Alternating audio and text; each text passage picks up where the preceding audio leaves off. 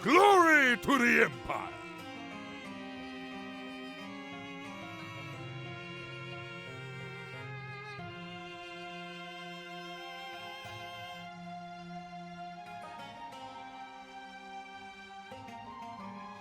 We have foreseen your coming.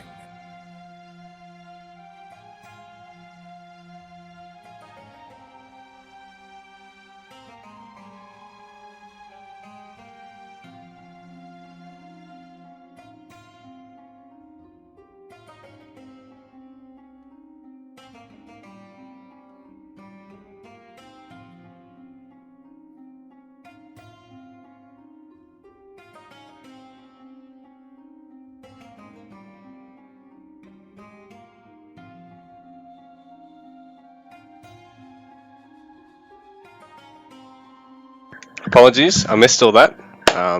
But big thank you to BBA Cog, otherwise known as Trade Me More in Game, for the subscription and his host incoming. Anyway, we'll be back in a sec. We'll get this all underway.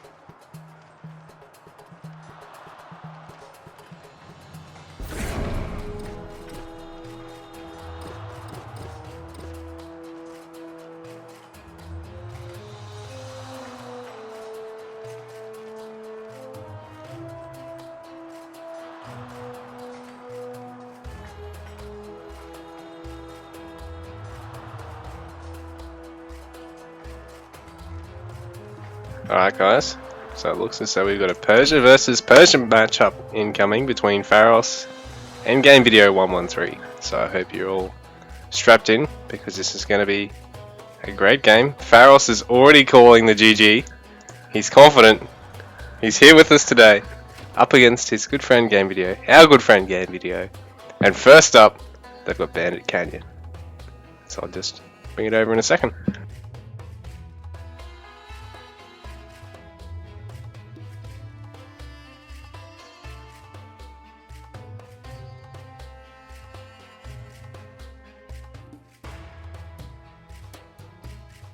So we've got a lovely desert tile set. Bandit Canyon game today. So Game Video spawning at the bottom side of the map as the yellow Persian player, so keep that in mind. I'll need to keep that in mind as well. Remind me if I don't get the players right. And spawning as the purple Persian player in the top side of the map today, we've got Pharos. So this should be one hell of a game. Pharos taking the low ground, finding a hunt quite easily. Game Video perhaps missing it because there's one probably going to be right over here. Ooh, there's not one there actually. Ah, he's found one now. He's going to continue to search actually. And he has committed to that storehouse wall. Pharos already on the low ground.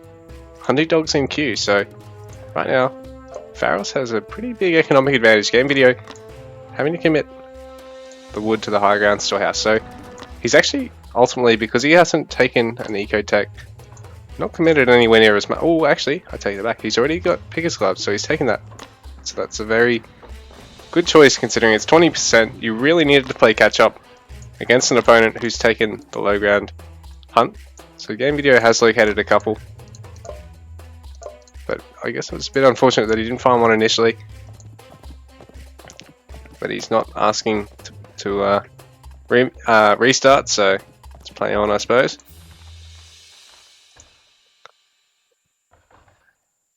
So we sit and we wait for a little bit.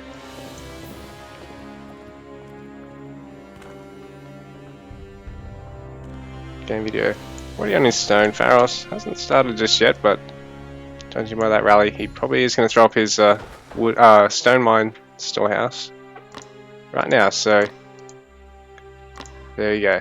It's funny how it's a stone mine, but it's a gold deposit because the Celt have a gold mine. Funny that. Hey, big thinky.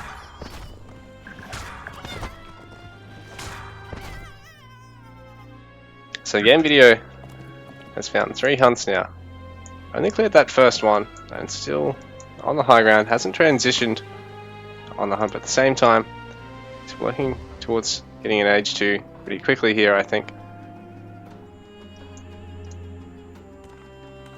Barris as well, getting the stone for his town center, but it's going to be a little bit delayed. Like I said, even though they've both...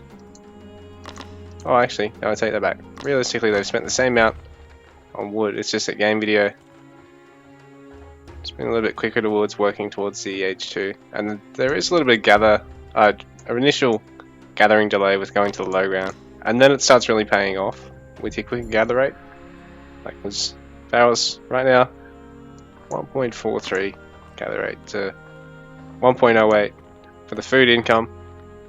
Both players here. So Game Video now starting to slowly slip behind in terms of score and overall resources gathered. The H2's pretty much neck and neck. Stone-wise, Game Video is already prepared. Pharos still having to work towards his stone, but he's going to get there in reasonable time. So both these players, eco-wise, very well. Mirror, H2 timing. It's going to really get interesting to see whether they just both play around the stables, or whether one of them looks at throwing down a barracks first or second in their production and opts to go for a more defensive style. But on this map, I think, yeah, they're probably really best off trying to play as aggressively as they can, just so they can sort of punish anything going on the low ground. Pharos already taking another low ground hunt, so this is really good for him, for his eco. Game Video in the meanwhile. Handsaw, oh, his handsaw's a little bit quicker than Pharos's, but Pharos has already got his incoming as well. Really nice H2 tech path here from both players so far. Game Video and Pharos both going to the high ground second town center, and Game Video actually opting to... This is really smart actually, because he really only needs to wall there.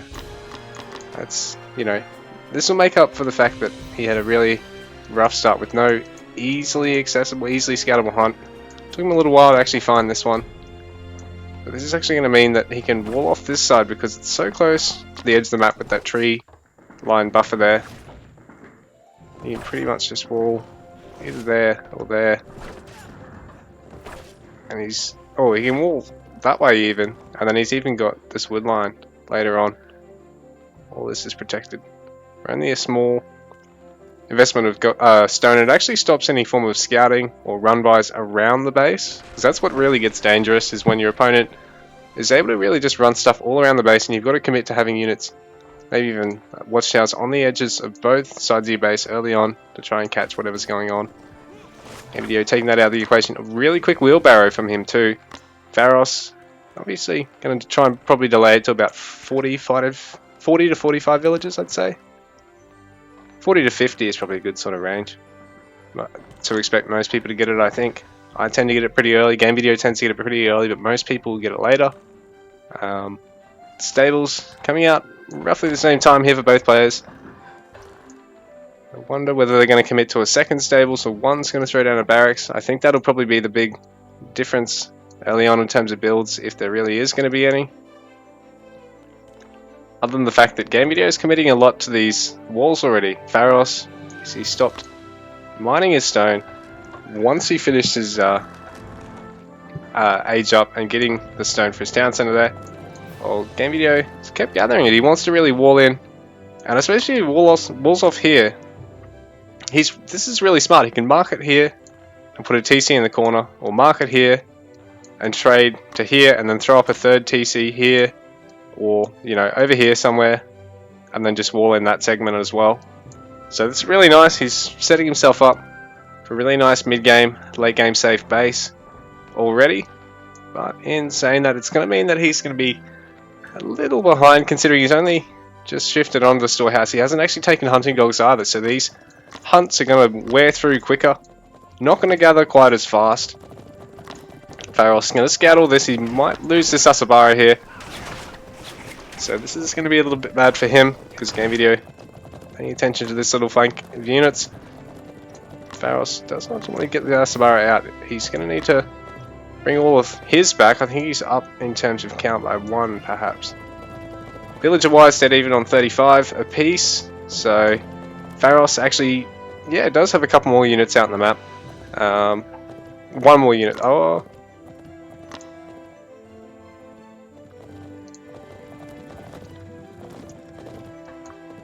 What are these 2 pop?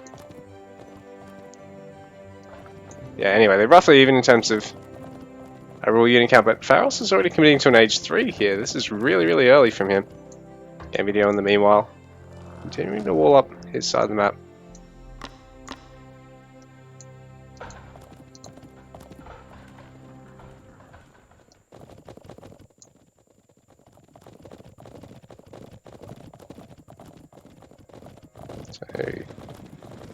Village account for Pharos starting to slip behind Game Video, obviously because he's committing to the age up earlier.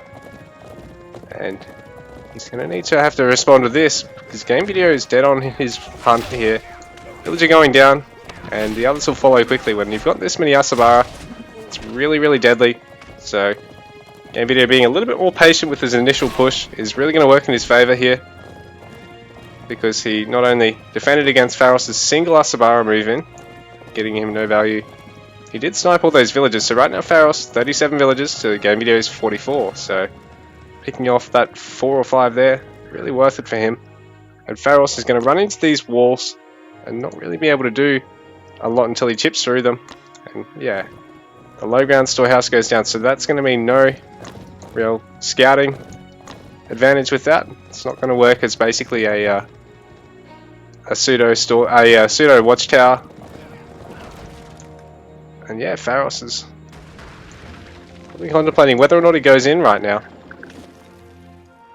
Because if he commits to this wall with this many Asabara, he's probably going to find that Game Video pushes into him with these 11 that are running around the back of his base. And Game Video actually knows all about this hunt up here, so he's probably going to try and push for that. Pharos is going to have to respond to this as quick as possible. He's got his barracks down, so he's getting Spearmen out.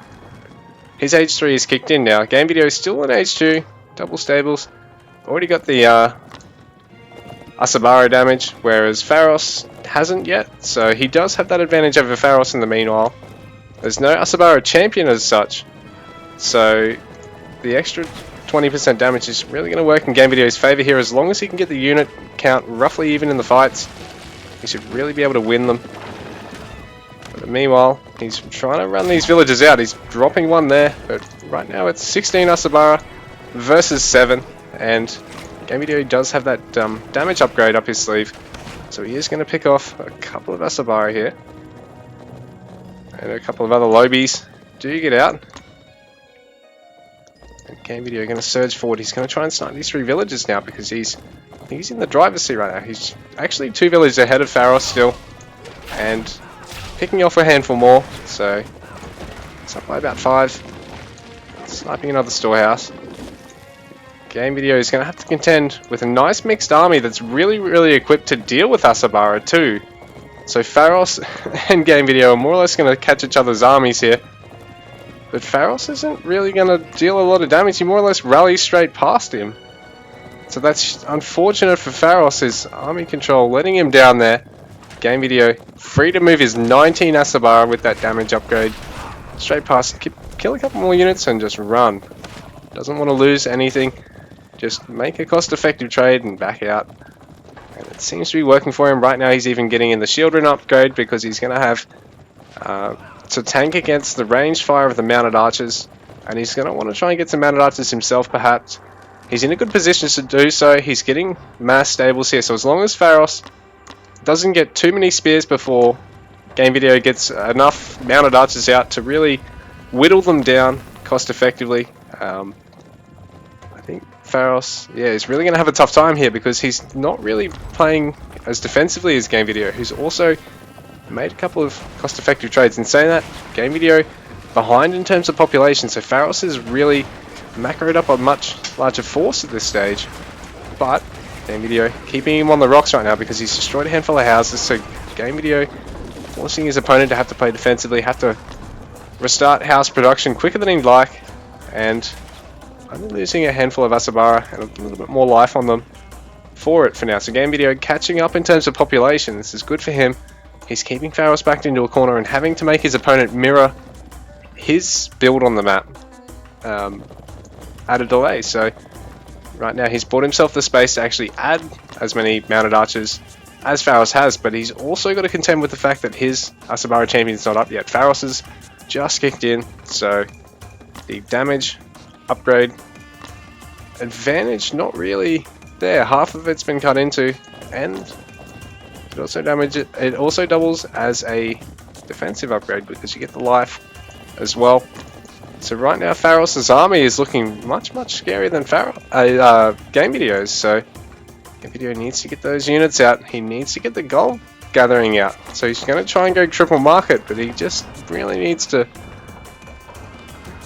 get on his actual gold first, because without doing so he's going to get slaughtered by Pharos. Pharos up by about 35 pop, and he's probably just waiting for temper to kick in here, but he really probably should just push in to the wall, force Game Video to take a fight.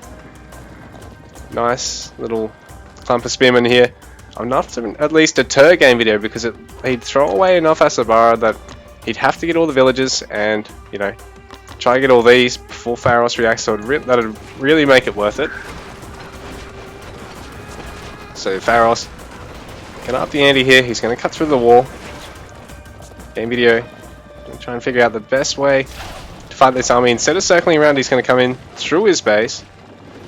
But Pharos just waiting here at the wall. He hasn't rallied beyond, so he's going to do so now.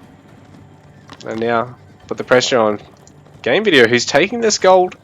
But like I said, he's down by quite a bit of pop, so this is really going to harm him. He's still stuck at under 100 gold, waiting for caravan production for that third market, even though he probably should just pump them out off the first two at least to start. And now the houses are under threat, so Game Video not wanting to take a fight yet because he knows his opponent seems to have more units on the field. He seems really confident with this push, so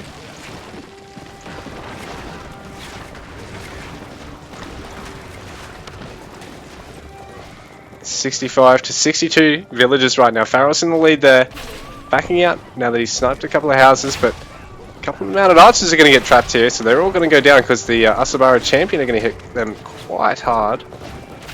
It's a fairly even trade, but at close range, it definitely favors the Asabara.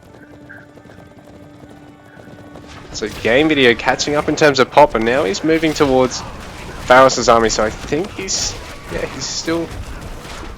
got defensive upgrades advantage over Pharos, and that's really he's got defensive upgrades over Pharos, and that seems to really be making the difference here in these fights too, so he can stick around for one more hit. A lot of Pharos' units here have been severely bashed around. Look at their health.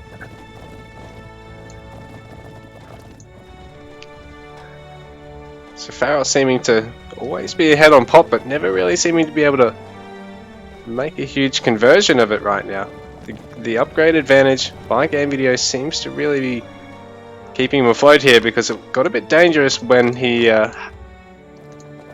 delayed the markets whilst also staying so lean on the gold, and he's now actually gathering quite a reasonable amount of gold, and I think once he gets a few more caravans out, he's gonna just Take those guys and put them on the wood line again, because he's going to need a lot of mounted archers here if he wants to try and break his opponent. There is a fortress going down here, so this is going to put him in a nice defensive spot, but he's also missing 10 gatherers right now.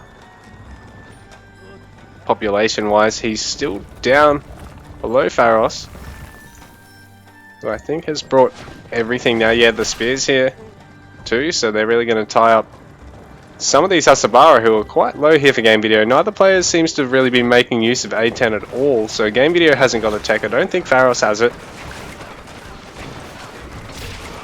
Although this is the sort of high value army comps where you probably really get a little bit of value out of it. And right now we've got an engagement going down, but Pharos is attacking the wall, so that's going to be great for breaking into his opponent's base, but not so much for winning the actual fight. So I think he's actually still going to be able to do so though, because he seems to have that pop lead over his opponent. Game Video now finishing the fortress, but it's only really going to delay Pharos, who's going to wait till he can hit 180 pop, and I think he's going to push in again. He's punctured this hole in his opponent's base and really forced the mounted archers up on the high ground. So now this is going to be dangerous, because Game Video has 12 villagers here sitting on this gold mine, and Pharos just pulled everything over and sat it all on top of them. So all those villagers are going down. Game Video is probably going to respond by booming on all these markets with caravans if he can, but I don't know if he can afford to, because he's really low on wood and he wants to get the mounted archers out. They are a little expensive, 70 wood, 60 gold apiece. And Pharos, right now, with the wall spanning the full length of the map, the Great Wall of Pharos. This was actually the map where we coined the Great Wall of Dak, I think. This and Treasure Island were the two maps, weren't they? So we've got the Great Wall of Pharos here, uninterrupted, and Game Video in the meanwhile has to deal with this puncture in the underside of his base. That fortress putting in a bit of work against the Hasabara. Not the greatest thing for it to be exchanging blows with. These guys have a nice amount of ranged armor, a nice amount of health, quite a big unit as well, so it's not like having infantry or ranged units that don't have a lot of armor sitting under it. This is a nice fight here from Pharos, and he's forcing Game Video to have to micro back all the mounted archers because he's kept his front line alive and slaughtered his opponent. So Game Video having to hurriedly protect this because this is right next to his caravan line as well. So if Pharos manages to make a poke at this, it could really harm him. He hasn't got a lot of gold in the bank. Pharos getting shield rim in now, which he's going to need to because his opponent already has it. So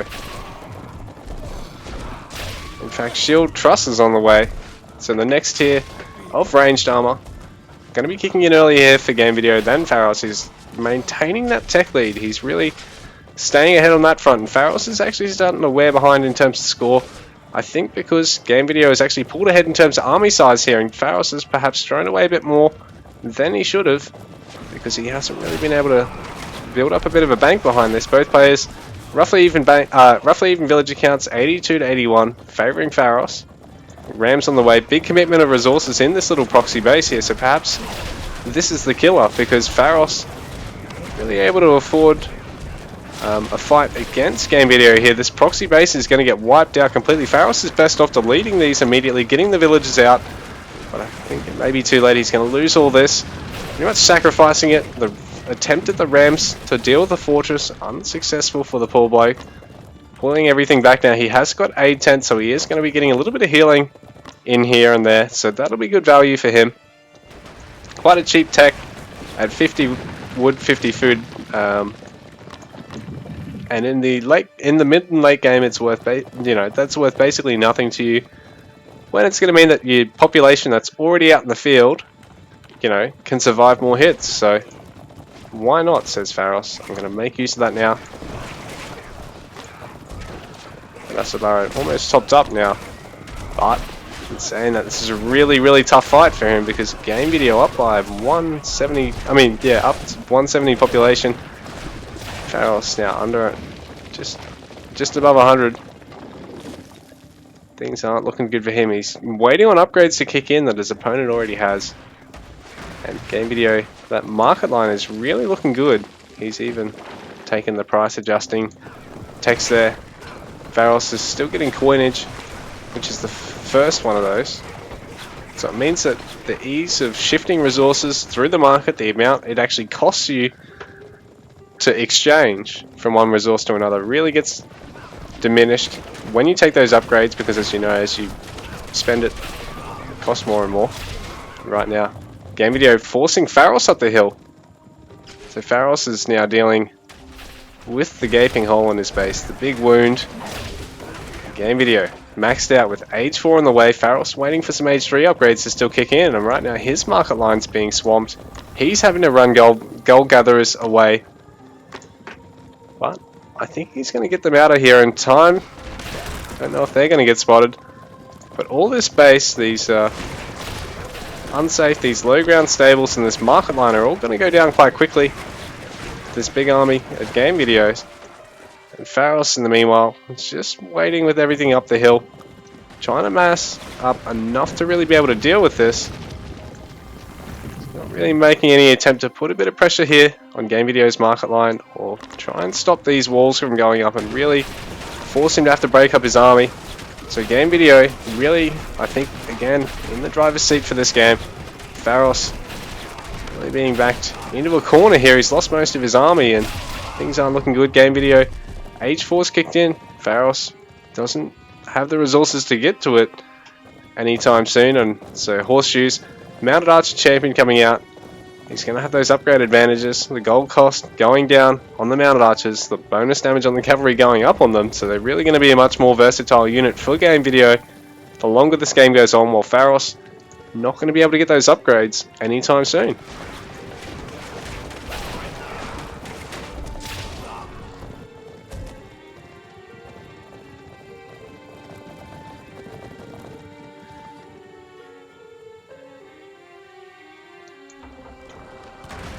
So this is interesting. Pharos has been cheekily gathering some gold inside Game Video's half of the map, and now he's going to deny the fourth town center potentially here. I think he's going to get it, but Game Video is going to send some units back to come and deal with this eventually, and it won't be long before he gets that fourth town center up, and that means he's going to have a 20 population advantage over Pharos too, so it's going to make fights really, really tough for Pharos when the army is weaker and smaller.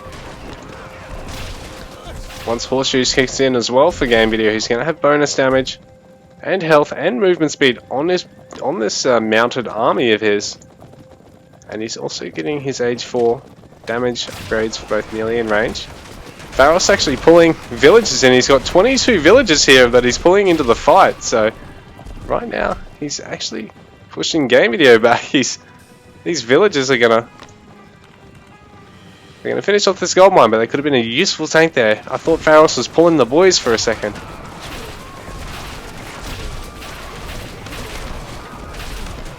Ooh, but I don't know. I think Game Video is going to have enough to hold here. Very, very close. So Game Video's upgrades are a little bit slow to kick in. The Damascus Steel just kicking in now, but I think he's just overwhelmed Pharos, and he's also put a bit of pressure on him here, but all these villages are going to go idle, undefended, so Pharos having to readjust, bring everything back, and now that he's got a bit of defender's advantage, but he taps out. GG, he just can't afford to keep remaxing. Well played, guys. That's game number 1 down, so Game Video victorious.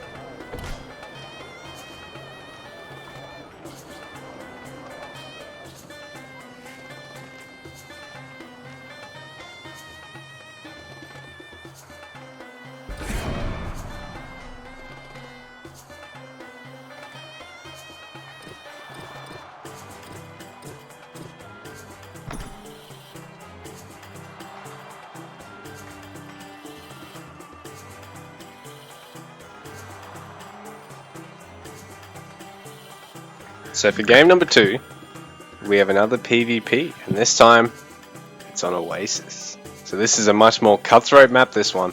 Both players are probably going to want to go for a barracks before anything else. This is going to be vicious, guys. Believe me.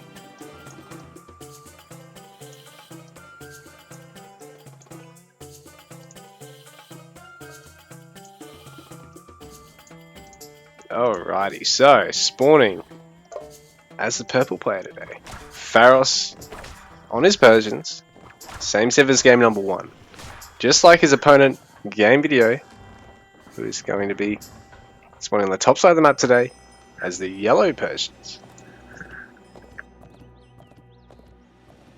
So we see very quick barracks here from Game Video. Pharos, exactly the same. Both players taking the storehouse and the barracks to begin with.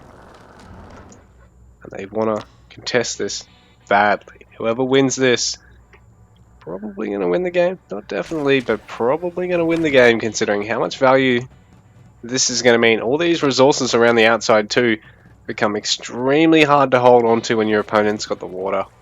So it's a very, very early game centric map, Oasis, and you guys, like I said, you better be strapped in tight because this one is going to be an absolute cracker of a game.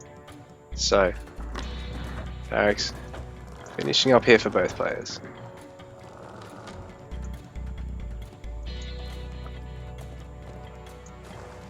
And gee, that's a lot of really close resources to the middle of the map to this lake.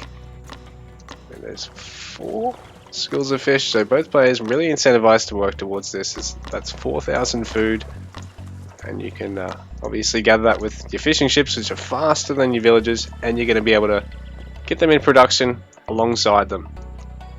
Pharos has got a couple of idlers here. I'm not sure what to go with that is. Oh, he's going for the wood storehouse. And now he's going to run his Asabara towards the mid-map and also check with his scout for his opponents. Game Video, meanwhile, picking up a couple of sheep here, a couple of goats, no sheep, a couple of sheep here. And he opts not to attack the Spara.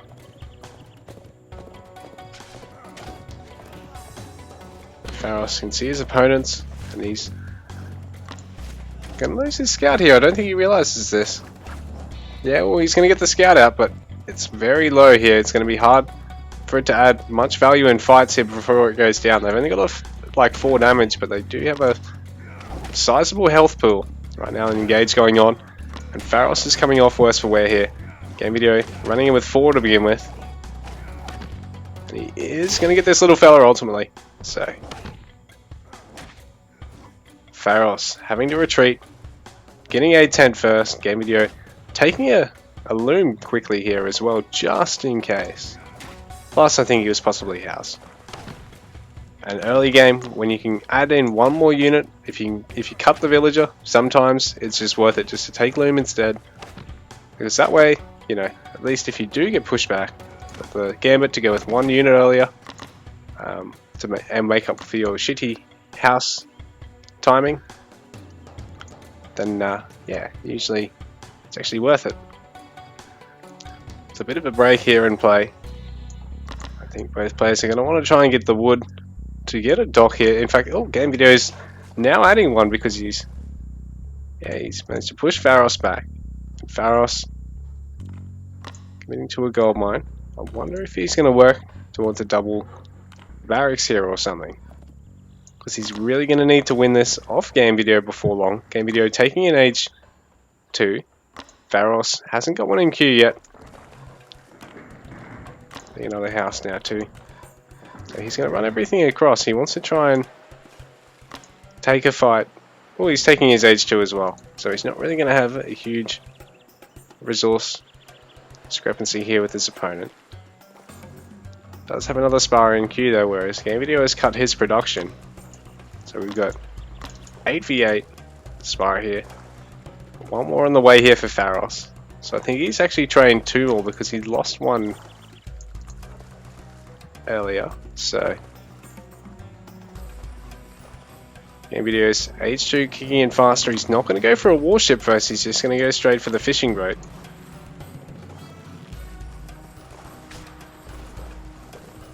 Pharos hasn't actually spent on a warship at all. In fact, he's working towards his Age 2 TC, whereas Game Video isn't at all yet. I'll try and get the value out of the dock as much as he can, as early as he can.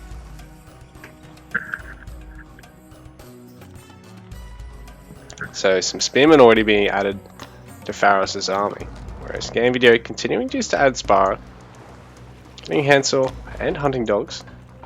Pharos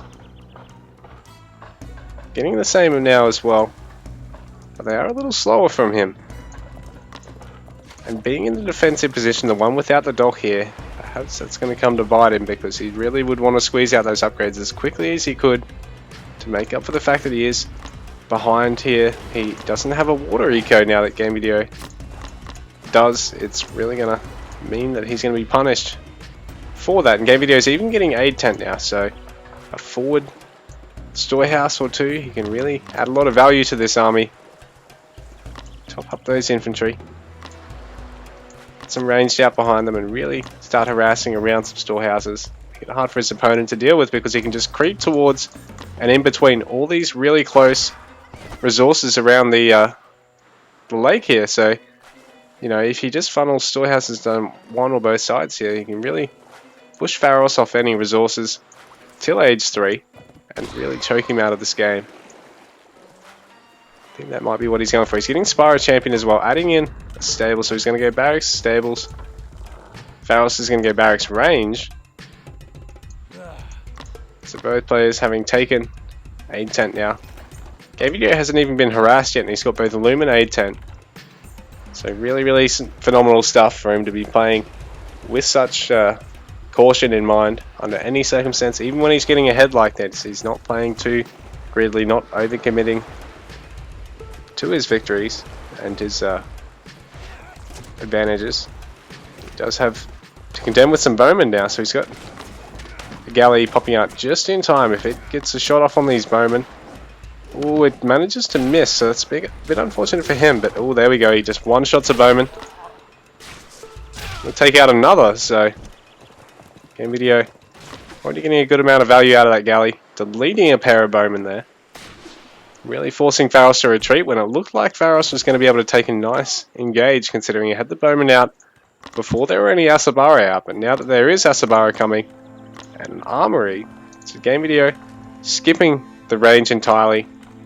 Pharos having to get stables of his own to deal with the galley, and also probably going to have to commit to more barracks and more rangers to ultimately deal with the rest of Game Video's army.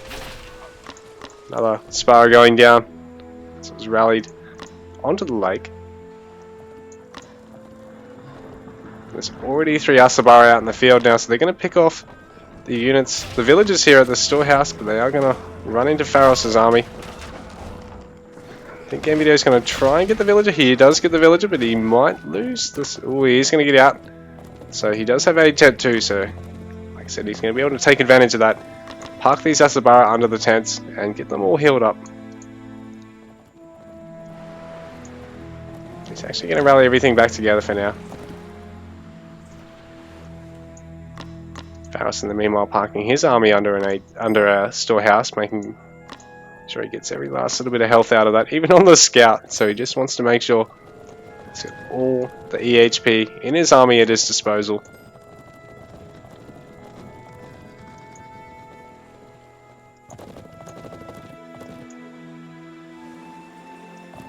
Game Video in the meanwhile, he says, nah, bugger Sean's logic, I'm just going to run straight in for a fight. He runs into Pharos' army though, so this is going to hurt him, as he does lose an Asabara. The rest of them take a bit more damage. Temper's not far off for him, so he's going to get that melee damage upgrade very quickly. Pharos, no armory upgrades yet at all. Hasn't even got Spyro Champion, so they're not going to be hitting as hard as they could. They're not going to be as tanky as they could be. But he has also got some spearmen in the mix here, whereas there's no spearmen yet here for Game Video, who's continuing to add Spara. Oh, this is a big raid, and this is going to be great for Game Video, because Pharos instantly rallying a bunch of villagers back into the town centre. Game video not even sticking around, instantly pulling everything back as well. So Pharos running everything back out, but he's going to be gathering inefficiently up around the sheep. But right now, Pharos at a slight advantage in this fight, but the Asabara rocking up just in time.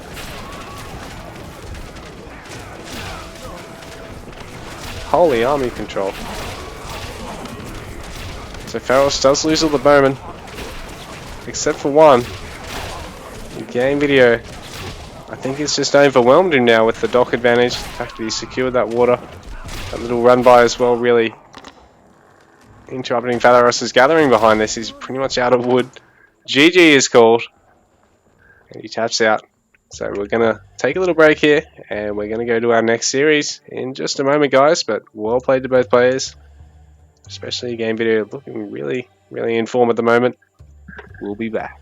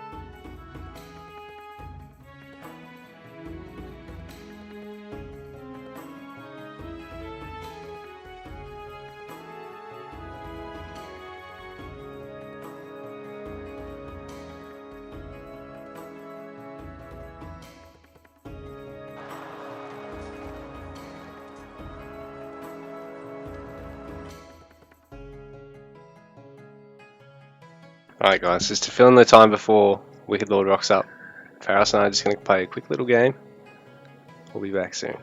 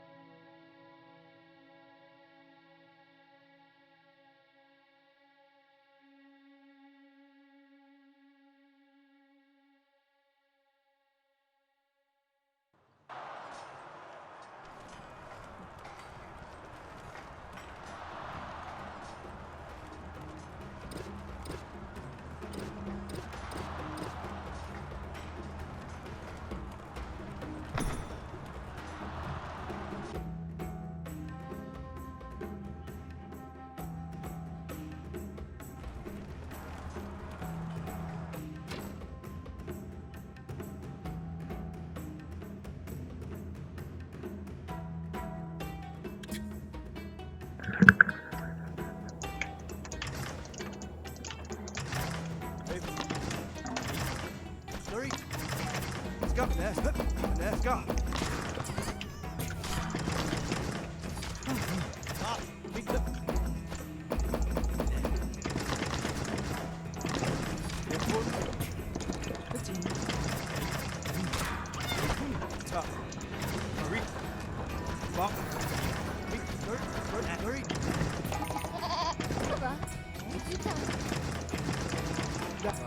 Oh shit. Oops. Sorry for the swear.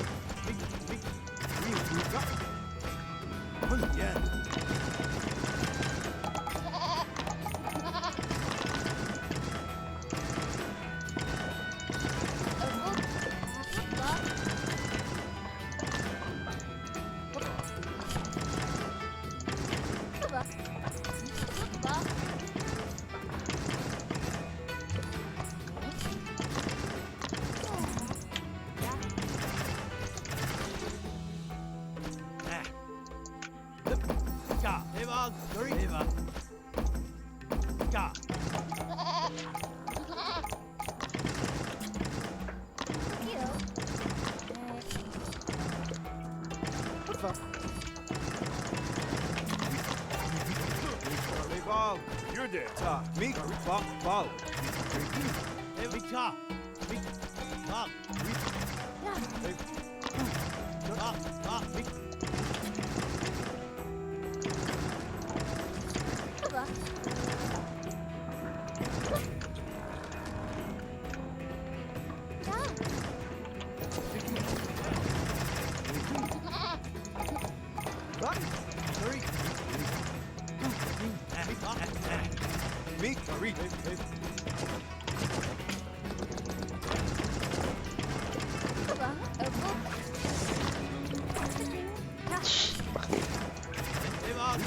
I'm north, buddy.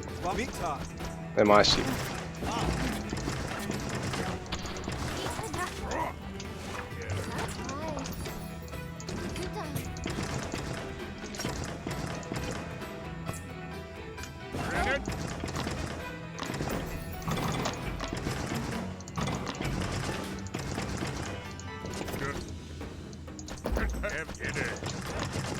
I shouldn't have moved, but I am.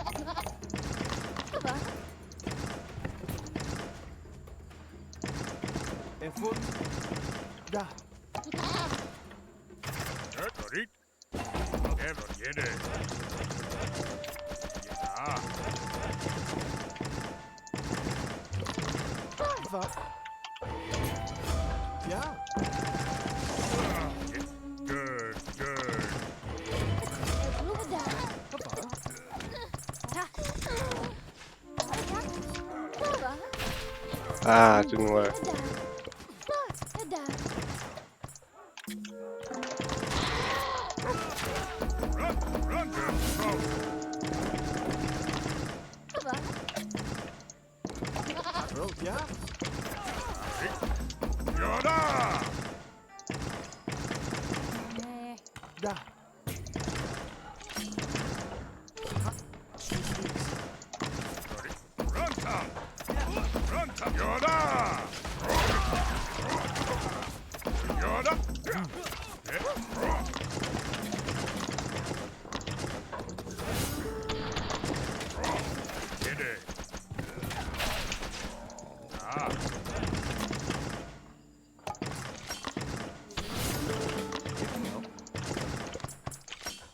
you.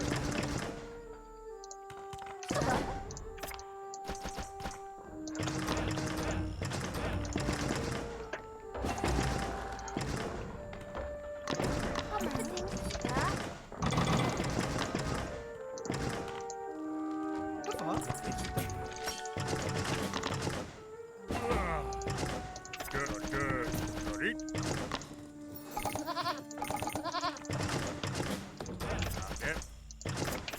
Gavin. Good. Big dirt. Big top. David.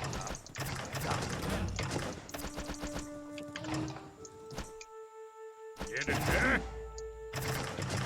Good. Roma. Gavin. Good. Get it. Ready?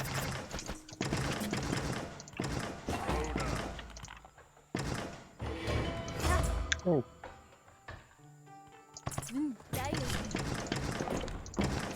Vai. Digital. Roma. Good. David. Roma. Good.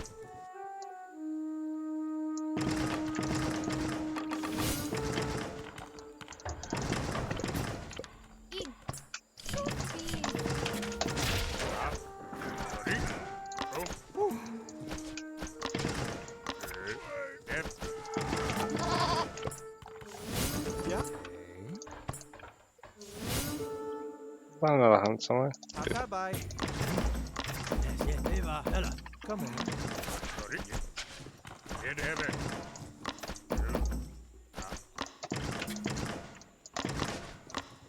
Good. David. Deb. Get it. Deb. Get it. Ready? Good.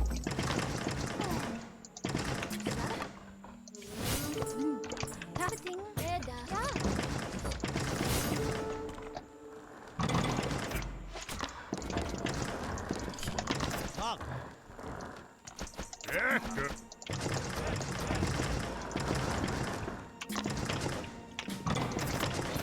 Ready?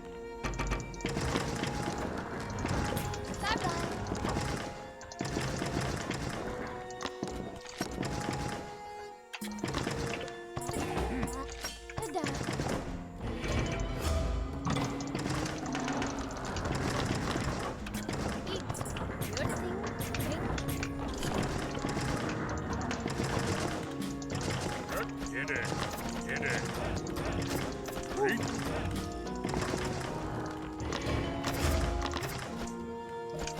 Big top.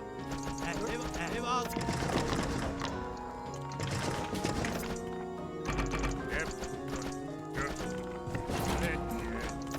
Ran it. Ran it.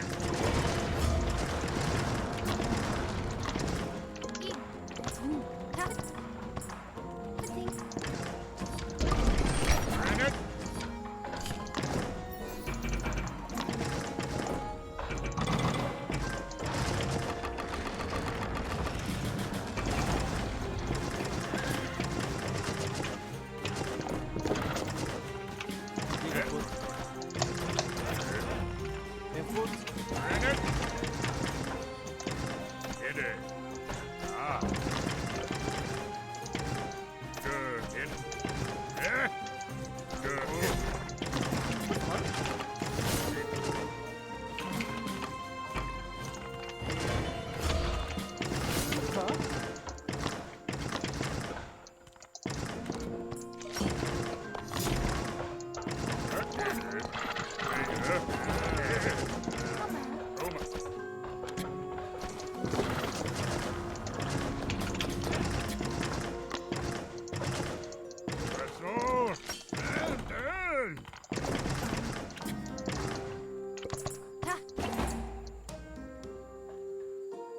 I need another hunt.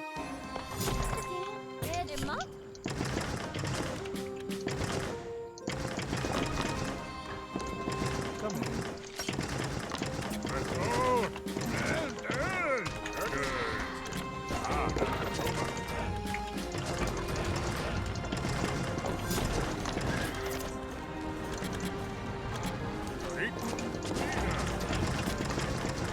Eagle foot.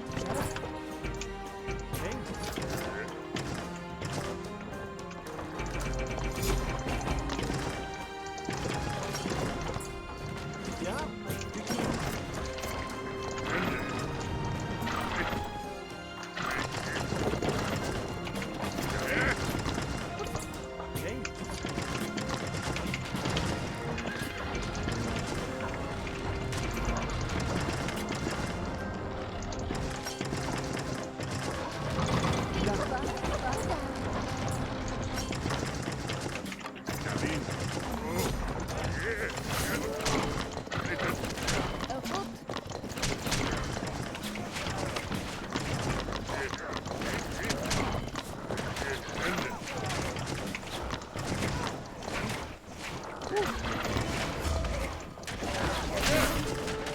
Ja.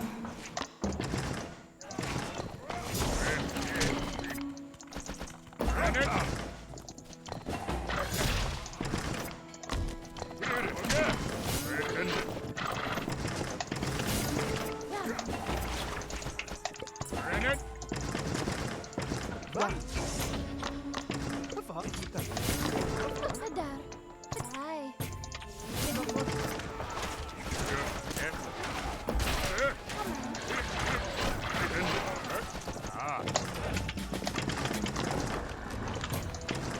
No, my production's been pretty crappy this game.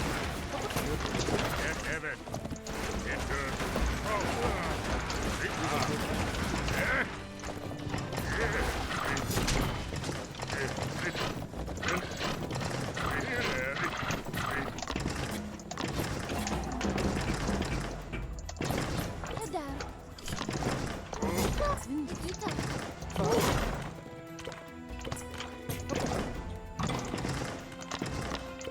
Jag är klar. Det där.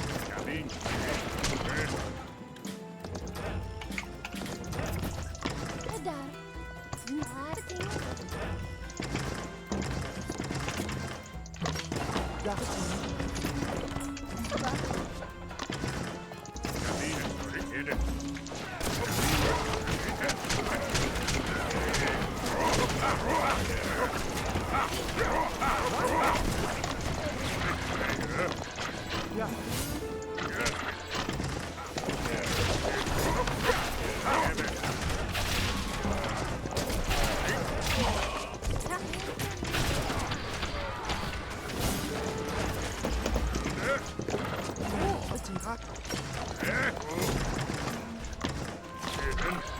Nej,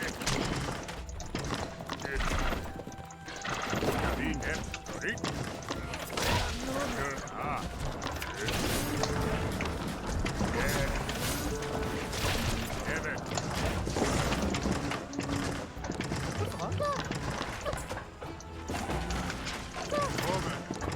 Showmatches.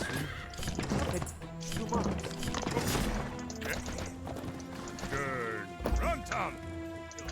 Help.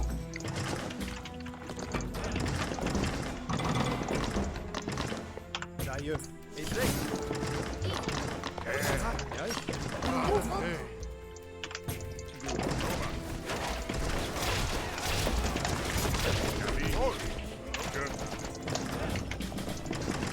Va? Ja. Det där.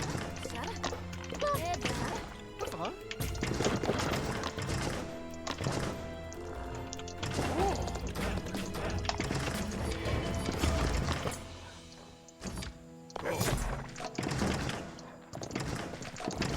Jag är häng. Hvad? Ja. Evan. Ja.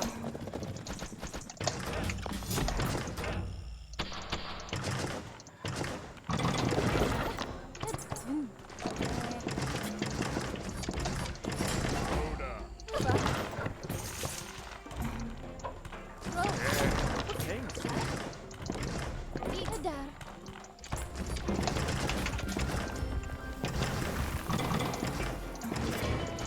Get it.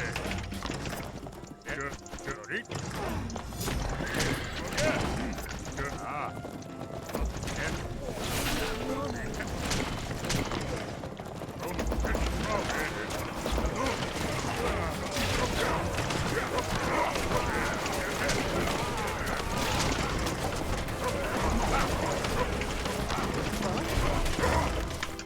Det der. Ja.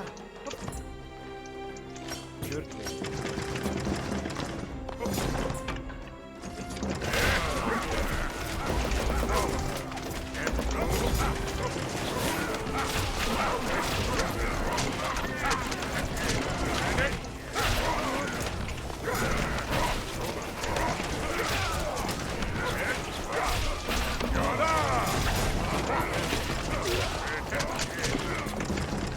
Ja, det er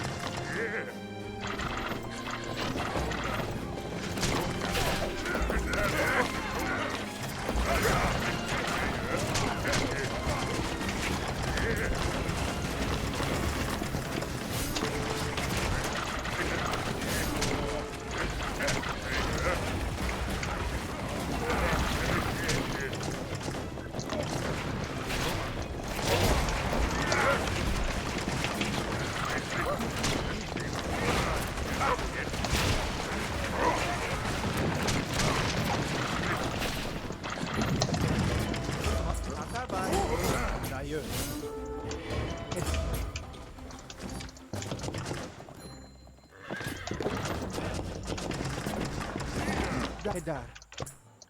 Gör jij? Va? Daar gör.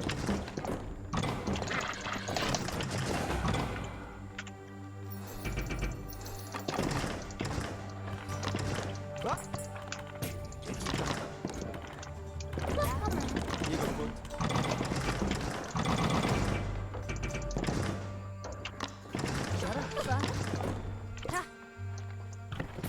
Ik wil iets. Ai, goed.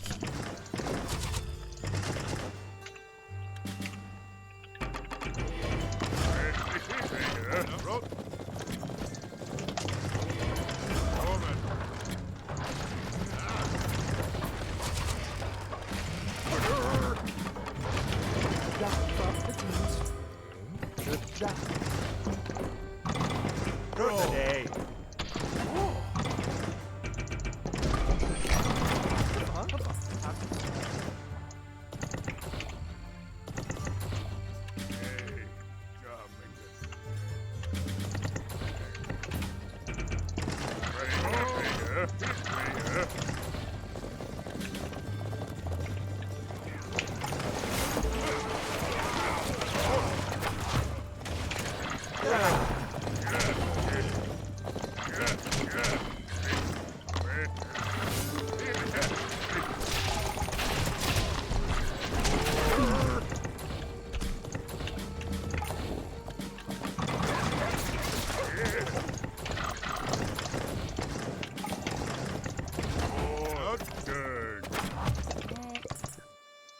Daar, Egon.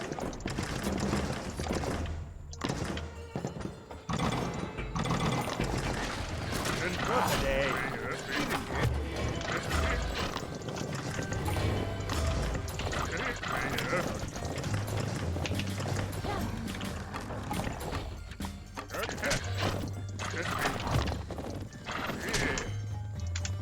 Jada!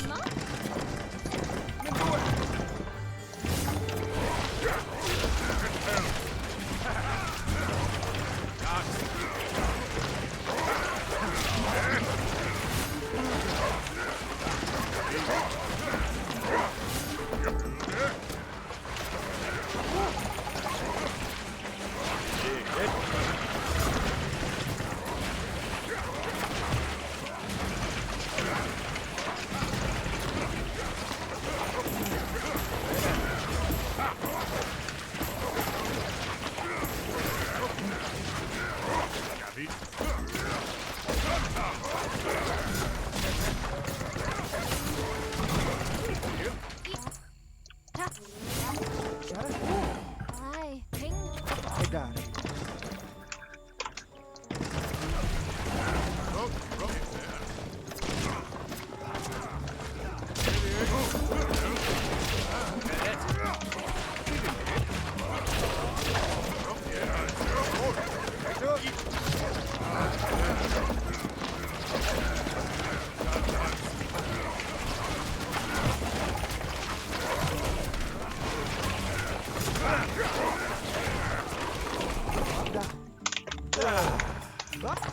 GG!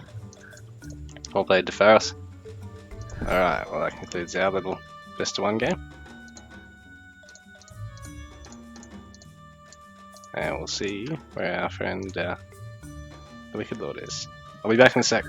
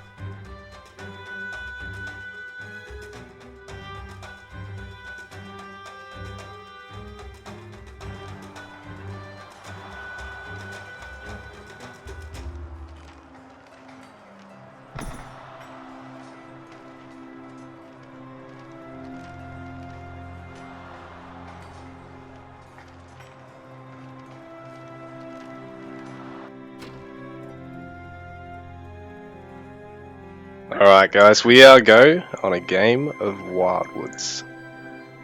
So without further ado, we have the Wicked Lord versus Pharos.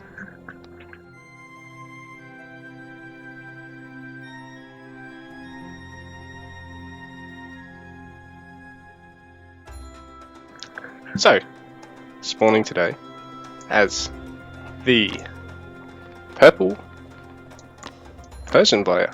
Once again, Pharos has picked his Persian, not deviating at all today. Spawning as the Greek blue player today. I mean, blue? I'm colorblind. Green player today. We have the Wicked Lord. So we got green and purple. Really pretty matchup today. Persia versus Greeks. Even prettier matchup.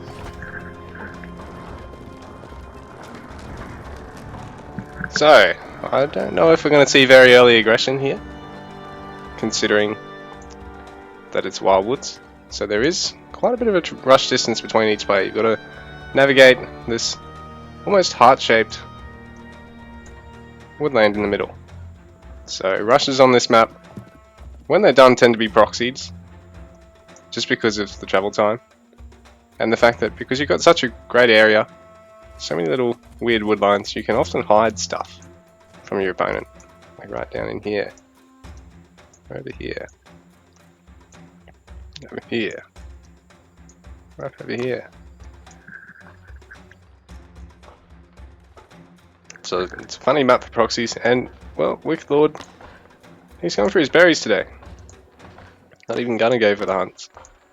He's already gathering his stone, so we'll see how long he can hold out for, if he can set a new record for himself. Meanwhile, Pharos, gonna play fairly standard. Double storehouse opening for the map. Already got his sheep. And is, working towards 5 villages both. Work towards his stone. Next probably we'll see if he rallies there in a sec. He's clearing another hunt actually. He's taking hunting dogs. He knows he's probably not going to get rushed on this map. Probably not by Wicked Lord. He's actually gone to 6 wood villages now.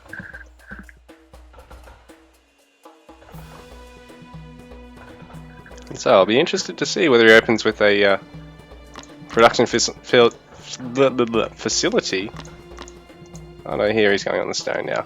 He's actually pulling a food villager. Staying with 6 on the wood. Barracks already here from Wicked Lord. I hope he maintains his villager production this game, because that's really what's been letting him down. He's gathering. What distance gathering? I do like the little pirate cap. Is that what that one is? Yeah, pirate cap. These two already in queue for Pharos. Wicked Lord cutting his village production. I think that's really going to come to harm him as the time passes. And we see him already starting to wall up. But he shouldn't be doing this sort of stuff. But he does have this nice wood line here, so he's going to be able to pull himself in with the wood this time. He's learning. Pharos is going to see this is coming and probably pretty much just macro straight up to H2, hit his H2 town center, and then just steamroll Wicked, because Wicked won't be in any position to really be able to hold on. Eventually, it doesn't matter how many towers he's got, Pharos will just be able to push him over.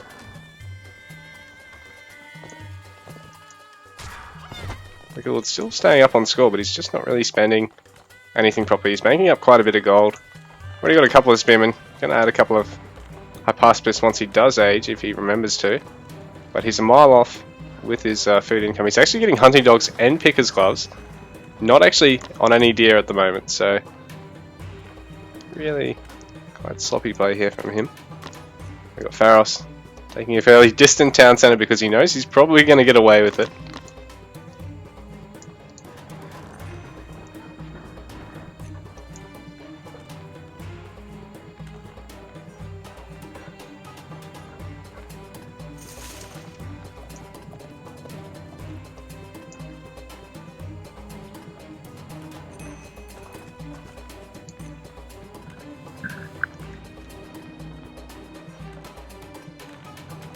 So this time the Wicked Lord hasn't even walled himself in completely, but he's still gathering some more stone, so perhaps he's still needing more to do so. Pharos in the meanwhile, working towards fairly standard H2. He's already got handsaw, already got hunting dogs, making use of hunting dogs, unlike the Wicked Lord who's got the tech pretty much for no reason at all. Taking it later than he should. Stables coming out now for Pharos as well. So as soon as he starts getting those Asabara out, he can really start pressuring this berries. Yeah.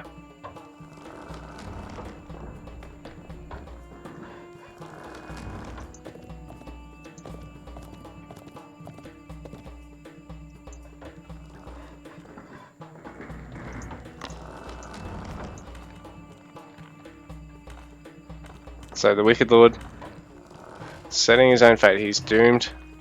Being gifted some sheep here from Pharos. Being gifted some more. Actually, no, Pharos. Wicked Lord's already got those ones. Pharos even gifting sheep because I think he knows it doesn't really matter. He's going to get this watch post just in case the Wicked Lord decides to push out and cheese him with something funny early on. But right now, the Wicked Lord just amassed a huge amount of gold, huge amount of sheep. He's not really doing anything with any of it right now. Pharos, in the meanwhile, is going to be building up a menacing army very, very quickly. He's actually still just maintaining double worker production without pushing out any Asabara yet. I think they're going to come very soon. We're also wanting to work towards another production facility just before he starts the production, but he can start cramming out the units now if he wanted to. But for now, he's just safely gathering. Got a couple of idlers here. Don't know if he realizes, or if he's just doing this deliberately to sort of even things up. No, here we go. He's going to probably put them on the hunt. So the single stables opening from him right now. Already got a market line down, so we're able to get a lot of gold. Very smart play from him. H3 already coming out now from Pharos too. He's not getting any more villages. Oh, there we go.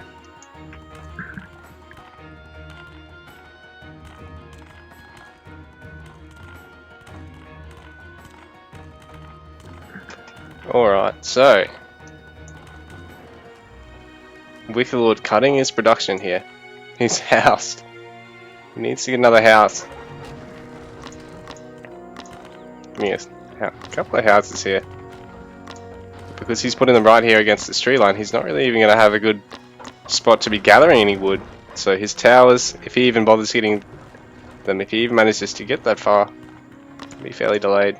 Throwing up another house. So he's not even going to have the wood to throw up a storehouse. He's going to have to distance gather some more wood.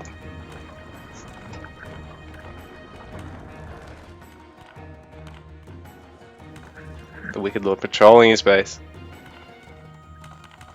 Pharos already in Silver Age. Pickaxe on the way.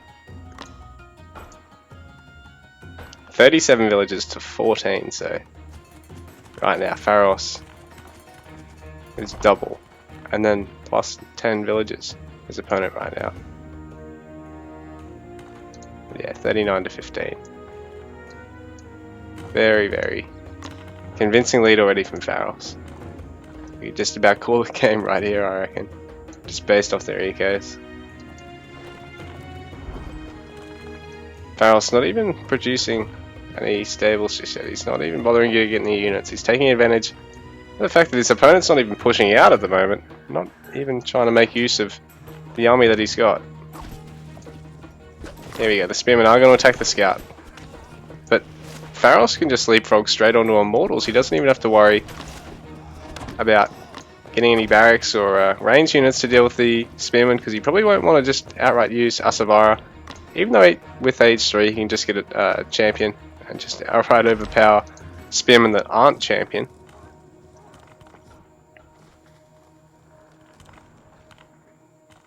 Pharos working towards his age 3 town centre. Already getting full saw. Getting aid tent as well, so I wonder if he's just going to aid tent the Wicked Lord. Lord Scout chasing Pharos's. So aid tent's going to kick in time to save him? Yeah, it will be. So the Wicked Lord unsuccessful in killing Pharos' scout because the aid tent kicks in just as Pharos' scout dips to about 13 health there. Pharos is just going to make rams and push straight in. Give me a really greedy third town centre. Really interesting game, this one.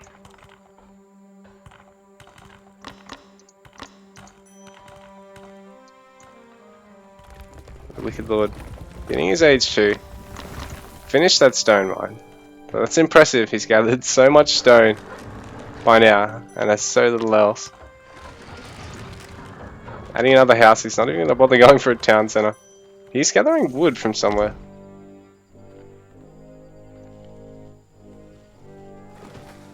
Oh, down here he's got a nice little selection of wood gatherers, so it's up to 19 villages now.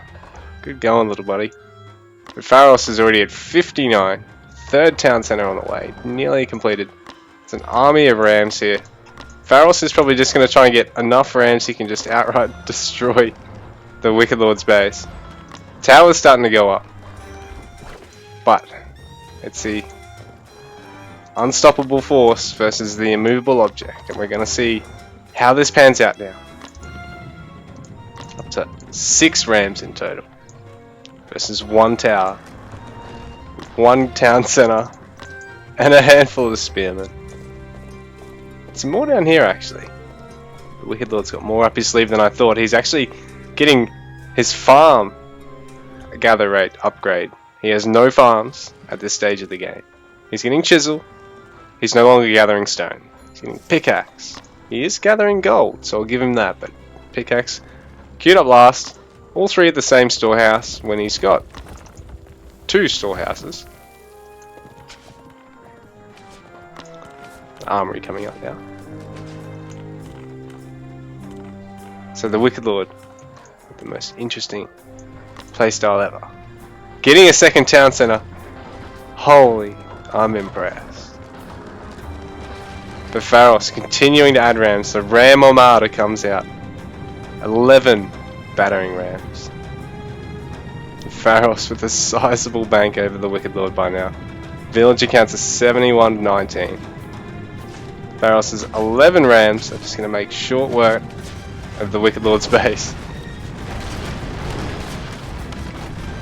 So a couple of these rams are going to fall, but it will be worth it. More rams streaming in right now. The tower goes down. The town centre, it's going to fall. Does Pharos know about this town centre? No, he doesn't, but the first TC is going to go down. So will the towers. I'm going to call GG there.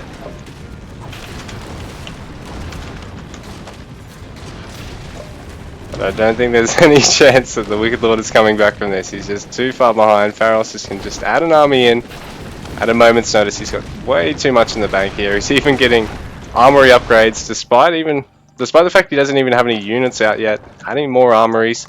Got an immortal camp just in case. So he's got access to immortals. He's got access to Asabara. And he's just got that much more than the Wicked Lord. And I think he knows exactly what the Wicked Lord has left. These 3 rams. And 4 siege workshops pumping out some more. I'm just going to snipe this town centre.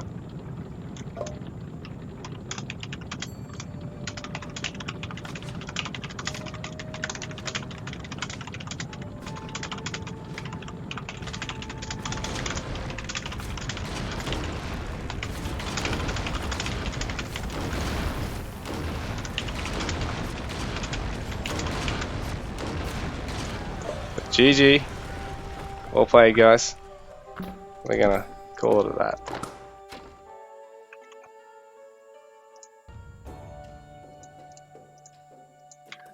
Sorry for letting that one go on so long.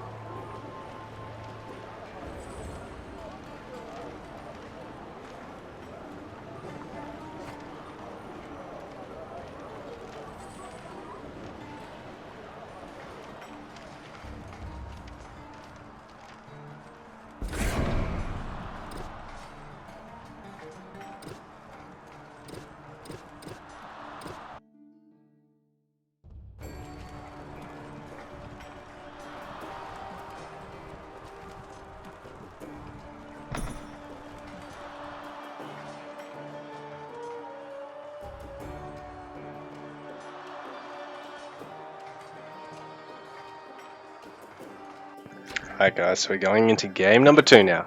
We've got Treasure Island this time.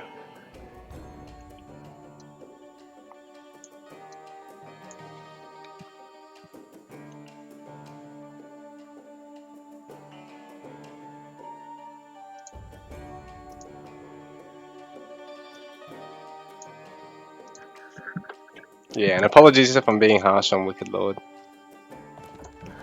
Just sort of trying to make light of what he's doing. Yeah, and just sort of not trying to make it offend him, but just sort of teach you guys where the mistakes that he's making, so that you guys can sort of be better PvPers yourselves. And on top of that, like that last game, apologies, but I probably should have called it admin win as soon as that first town center went down, because it wasn't a winnable situation for the Wicked Lord, and it's not something we want to encourage people on the ladder to be doing, dragging out games and whatnot. But anyway, we have the Wicked Lord spawning as player number 1 today. It's the Green Greek player. Player number 2 today is our good friend Pharos, who once again seems to be playing a much more standard opening than the Wicked Lord, and even on this map, knowing that even though the rush distance isn't terribly huge, it's worthwhile if he plays as greedy as he can. So Wicked Lord not likely to rush him, so he is going to take advantage of that fact. Open up with a double storehouse, probably open up with a dock as well, and then just macro up, get his economy going. The Wicked Lord playing pretty much a similar style to the last game, but it's not really going to be of any great benefit to him because his economy is really going to struggle, and he's just ultimately going to allow himself to be steamrolled by whatever Pharos chooses to throw at him.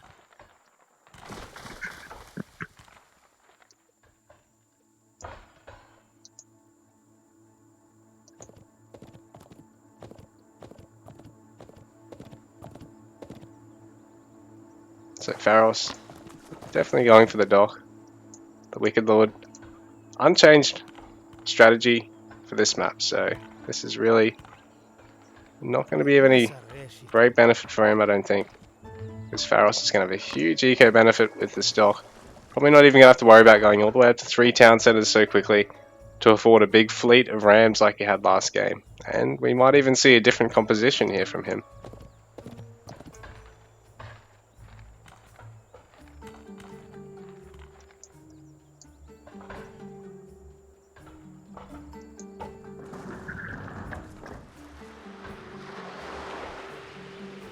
So Pharos already adding the fishing ship, and like I said, the Wicked Lord adding in the barracks, but yeah, he's not making a terribly economic decision around his build. Unless he villager rushes Pharos here at this point, I don't know if this is going to be a good opening for him. He's got so much gold already. It's a whack amount of gold. Pharos in the meanwhile just ramping up his eco. He's getting age 2 now. Going out a second fishing ship as well. Not even gathering stone just yet. He's just going to keep adding on his water economy, I think.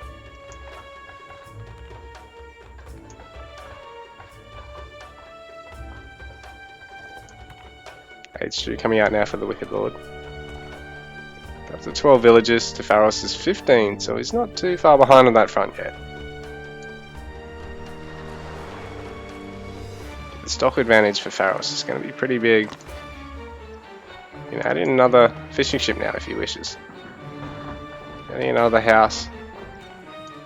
Just getting a bit of a scout of the Wicked Lord's base. So, the Wicked Lord, Ahura Mazda bless you. thank you for the follow. Dead for glory. Anyway, the dock of Pharos is unscouted here by the Wicked Lord.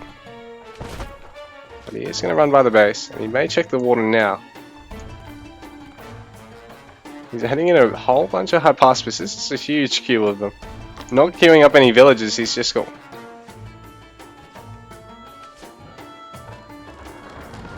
He's got all 10 slots filled with hypospis, and he's going to stream them straight over, actually. He's going to play aggressively. The Wicked Lord is evolving. He actually is changing up his strategy.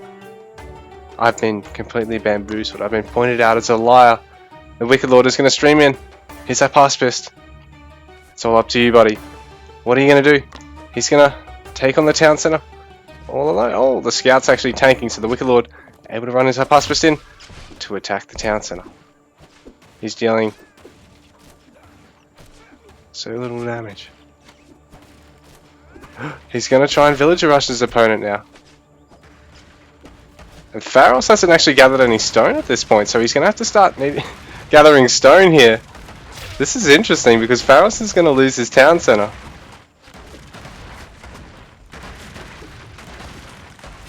So he's instantly going to start gathering stone. There's no focus on his villagers though, so he's just going to start repairing as well.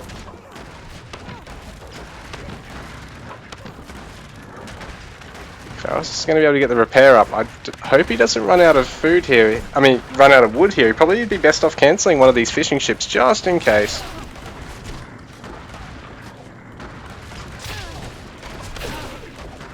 He's going to gather some more wood though in the meantime. Getting some more villagers as well. They keep repairing the town centre too. So the Wicked Lord, no villagers back at home. His eco is smashed. He's down to 8 villagers. Just streaming across Hypaspis at this point, which are slowly being whittled through as well. The town centre should be pretty safe for Pharos at this point. So this time on an episode of When Cheese Goes Bad.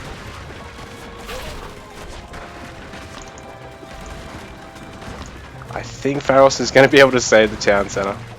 It seems to be holding pretty steady here rather than moving either way. Slowly but surely. I think Pharos is going to win this one. Actually, it's slowly repairing. He's adding a range in now too. Can he afford to? I think he can. Got plenty of stone in the bank, so he's transitioning off the stone. The Wicked Lord has actually deleted everything in response, because I think he's just surrendered knowing he hasn't got anything back at home. He's not going to get the town centre. Unfortunate for him. Pharos is even going to finish off the range now. So the Wicked Lord has 2 minutes to do or die here with what little he has. He's only got units out in the field, and his barracks. He can't afford to produce anything anymore. The range is going to go down, but a bowman's might make it out in time. Is it going to make it out in time? No, I don't think it will. It does. The bowman hits out in time. The second one, ooh, it's being repaired now, so the second one might even make it out here. TC is fully health. And yeah, I think the Wicked Lord just doesn't have enough to break Pharos at this point. He's still focusing down the range. The TC is full health. I think this is a GG. The bowman gets picked off, but there's 2 Hypaspis and 6 villagers left here for the Wicked Lord. Pharos is even trying to focus down villagers with his own. Another bowman out. The Wicked Lord going for Pharos' woodline. This has been a very entertaining game from him. Like, my hats off to him for this one. Like, last game I was sort of giving it to him for not playing aggressively or just sort of backing himself in the corner, whereas this one he sort of took a bit of initiative, and yeah, hats off to him. Well played. It didn't work out on this occasion, but GG. GG, well played here to the Wicked Lord and Pharos.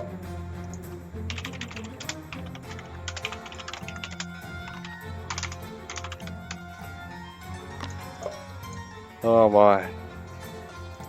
That was a really good game to actually end the night on.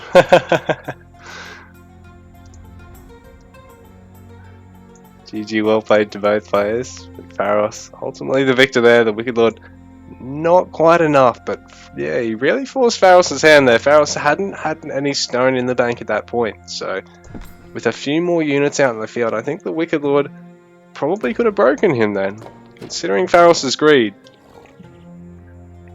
So when people underestimate you guys, don't be afraid to play pretty aggressively, because sometimes it might pay off. Not every occasion though, but GG, well played. Thanks for watching, guys.